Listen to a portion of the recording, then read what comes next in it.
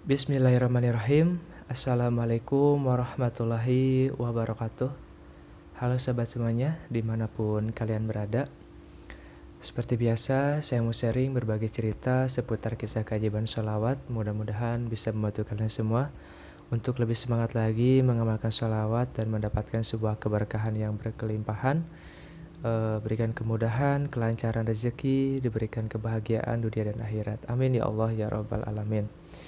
Nah, tentunya saya di sini mau sharing eh, tentang apa ya? Pada kali ini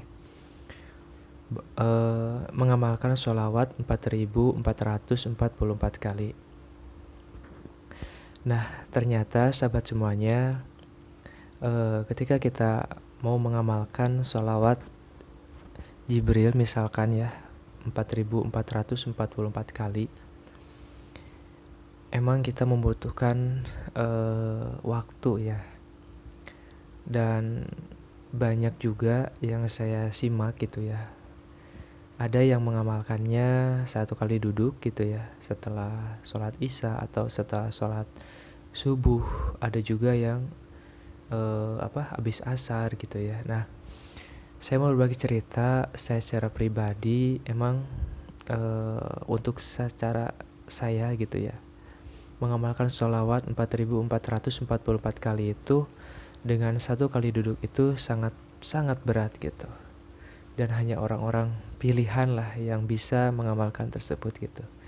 Tapi apa yang saya lakukan mengamalkan tersebut, setiap harinya pengen mengamalkan sholawat Jibril 4444 kali, yaitu dengan cara menyicil gitu. Menyicil, dan jika ada waktu senggang menyempatkan mengisi dengan sholawat gitu. Misalkan habis sholat subuh gitu ya, ada waktu luang sambil minum kopi, sarapan mungkin ya. Sebelum berangkat beraktivitas, saya mengamalkan dulu zikir sholawat gitu ya.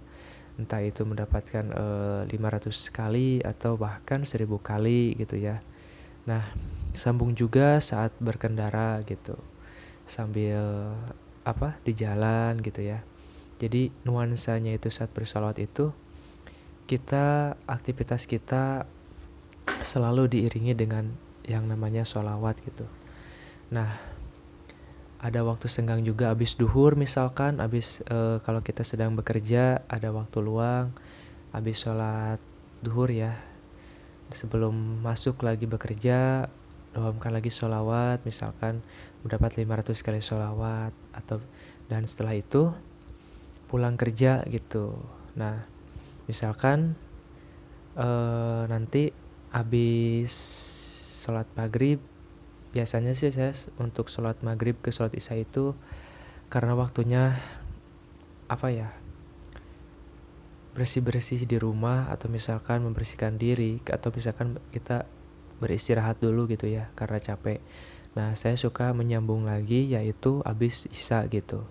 Nah, ada waktu luang, misalkan kurang 2000 kali sholawat, saya cukupkan gitu ya membaca sholawat. Yang penting dalam satu hari itu membaca sholawat Jibrilnya 4444 kali.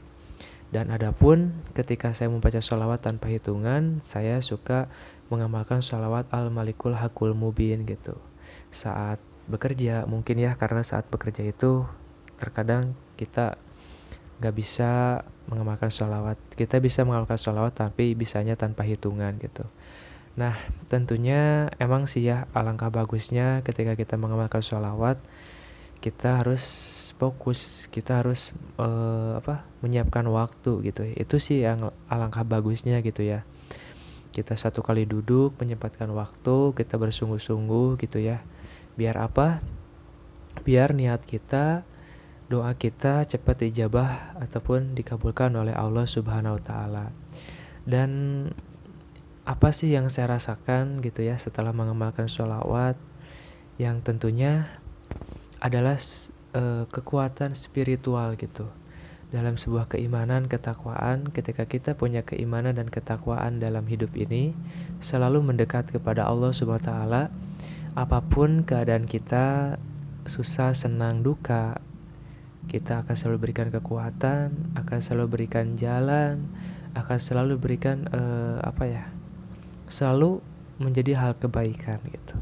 Ketika kita diberikan rezeki lebih, kita tentunya bisa berbagi kepada orang-orang terdekat kita, membahagiakan orang-orang sekitar kita misalkan dengan kemampuan kita. Tapi di saat kita sedang kepedihan, kesulitan, nah itu menjadi sebuah kebaikan juga gitu. Alangkah berpikiran kita yaitu dengan kita diberikan kesulitan, diberikan ujian atau cobaan oleh Allah SWT, itu kita berpikir saja bahwa Allah sedang menghapuskan semua dosa-dosa kita gitu ya, atau bahkan Allah mau mengangkat derajat kita, atau bahkan Allah mau mengabulkan doa kita dengan pelantarannya kita diuji dulu, diberikan sebuah kesulitan mungkin ya. Karena semakin sulit kehidupan kita, maka akan semakin banyak kemudahan-kemudahan di esok harinya. Gak usah khawatir, dan tentunya dengan penuh keimanan, penuh ketakwaan kepada Allah SWT itu, kita akan selalu dikuatkan hati kita, iman kita gitu. Nah, tapi sebaliknya ketika kita tidak punya iman, tidak punya ketakwaan, tidak punya spiritual, yaitu berdoa, berharap kepada Allah, meminta kepada Allah, itu ada masalah sedikit pun kita lelah gitu, kita capek, kita ngerasa hidup ini tidak semangat gitu. Dan tentunya ternyata saya juga sharing bahwa ketika kita sudah mengamalkan sholawat, bukan berarti kita tidak harus bekerja gitu ya, atau beraktivitas. Justru tetap kita harus selalu berjuang dalam keadaan apapun. Jangan sampai kita berhenti beraktivitas gitu ya. Dan selalu menebarkan hal kebaikan, karena kebaikan itu akan selalu berkembang dan akan selalu bertambah keberkahannya, bertambah rezekinya, bertambah hal-hal itu tumbuh gitu menjadi hal kebaikan di esok harinya. Nah, mudah-mudahan dengan kita sering mengamalkan sholawat, kita diberikan kekuatan spiritual hati kita, kekuatan iman kita, karena ketika kita punya masalah gitu ya di dalam kehidupan ini, entah itu dalam perekonomian, dalam keluarga, ataupun dengan teman kita, saudara, atau teman pekerjaan kita, atau bahkan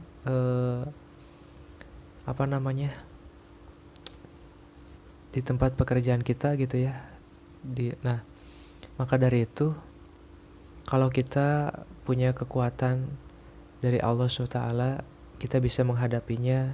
Kita akan diberikan kekuatan yang sangat hati kita diberikan ketenangan.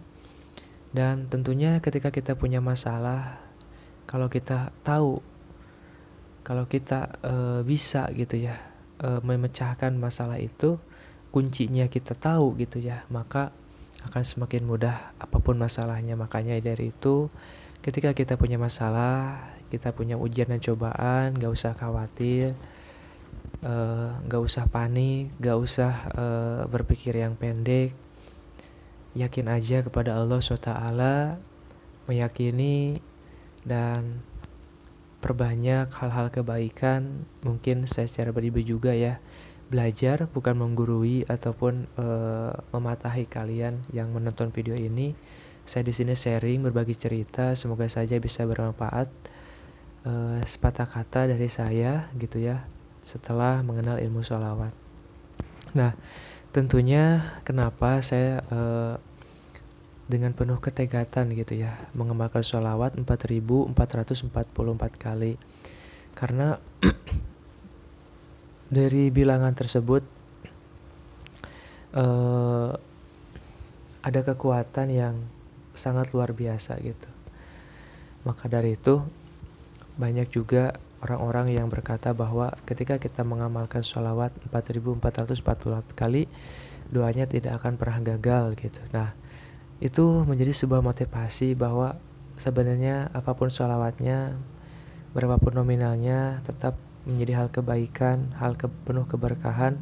Tapi kalau kita dengan sungguh-sungguh kita minta sebuah perubahan dalam hidup ini, pengen dipecahkan setiap permasalahan kita yang mungkin kita tidak bisa menyelesaikannya.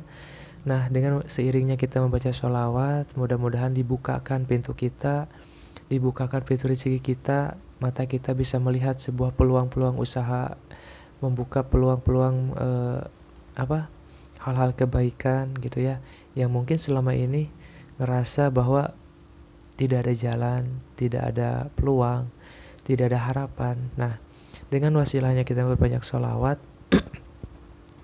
yang kita tidak tahu menjadi tahu gitu ya, yang kita tidak bisa menjadi bisa gitu. Nah, cuman di situ juga kita harus dipahami juga bahwa pasti ada setiap prosesnya. Nah, dan dengan memperbanyak sholawat, yang saya lakukan juga simple ya. Saya dari pagi sampai sore tidak jauh dengan yang seperti ini ya, tasbih digital. Ini juga saya sedang mengamalkan sholawat Jibril, baru 3100 ya, belum selesai 4444 kalinya. Nah, pada intinya sahabat semuanya, kalau kita mengamalkan sholawat, yang harus kalian tahu gitu ya, jangan sampai kita saat beribadah kepada Allah, jangan dengan berpikiran yang kosong, jangan dengan hati yang sedang gelisah. Coba rasakan ketika kita membaca sholawat dengan merasakan bahwa kita sedang bahagia, kita merasakan dengan berkelimpahan. Atau bahkan saya sempat mendengar bahwa kata Ustadz Nasrullah ketika beliau sedang terpuruk ya di masa-masanya sebelum seperti sekarang, beliau sedang di Malaysia, beliau pengen punya kulkas tapi tidak bisa membelinya gitu kan, karena istrinya selalu mengidamkan pengen sayuran gitu ya. Nah, sayuran tersebut kalau kita belanjanya ke pasar hanya 1 kali dalam 1 hari, maka dalam 7 hari itu beliau harus pulang pergi gitu. Tapi kalau beliau punya kulkas, beliau cukup 1 kali ke pasar dan sayurannya bisa disimpan di kulkas. Nah, cuman beliau saat pergi ke masjid yang beliau ingat hanya pengen kulkas di dalam pikirannya, sampai saat berdoa berdoa mendoakan orang tua kita atau berdoa minta keselamatan, dan dipikirkan beliau itu saat sholat juga, yaitu pengen kulkas. Dan setelah itu tanpa disadari gitu ya, tanpa kita berucap berdoa juga, hanya di batas di bawah sadar kita, yaitu di dalam pikiran kita, pas beliau mau pulang, beliau menemukan kulkas yang dibuang dan itu masih bagus, esnya masih dingin, dan beliau bawa pulang ke rumahnya dan bisa bermanfaat buat keluarganya. Nah, di situ kita ambil kesimpulan bahwa ketika kita juga pengen punya hajat gitu ya, jangan cukup hanya kita berdoa, ya Allah, hamba pengen punya rumah yang bagus, yang mewah, pengen punya uang 1 miliar misalkan, pengen punya perusahaan, pengen lunas hutangnya, pengen punya jodoh, pengen punya apalah ya, hajatnya banyak, misalkan bermacam-macam ya keinginan kita, hajat kita. Tapi coba usahakan ketika kita sedang membaca sholawat itu, yang kita ingat selain membaca sholawat kepada baginda Nabi Muhammad SAW, kita juga ingat, ya Allah, enak ya kalau indah ya, bahagia ya kita kalau kita bisa menginjak tanah suci misalkan gitu ya, menjalankan umroh atau misalkan haji gitu ya. Dan setelah itu, ya Allah, di dalam pikiran ini sambil bersolawat, saya pengen punya uang, ya Allah, 1 miliar misalkan. Atau ya Allah, hamba pengen punya rumah, pengen punya uang yang banyak, pengen berkelimpahan, pengen punya kendaraan roda 4, roda 2 misalkan gitu ya. Nah, hal tersebut pun insya Allah gitu, dengan seiringnya waktu tanpa kita sadari, tak taunya ada jalan kita bisa punya rumah, punya kendaraan, punya uang berkelimpahan gitu ya. Nah, seperti itu, dan itu yang saya rasakan juga, sahabat semuanya. Dan tentunya saat ini juga saya jujur aja gitu ya. Eh, saya sudah membuka channel YouTube ini kurang lebih 3 tahunan ya. Tapi saya asal-asalan. Cuman hanya hobi aja membuat video gitu. Walaupun apa namanya, ngomong di dalam depan kamera juga malu-malu gitu kan.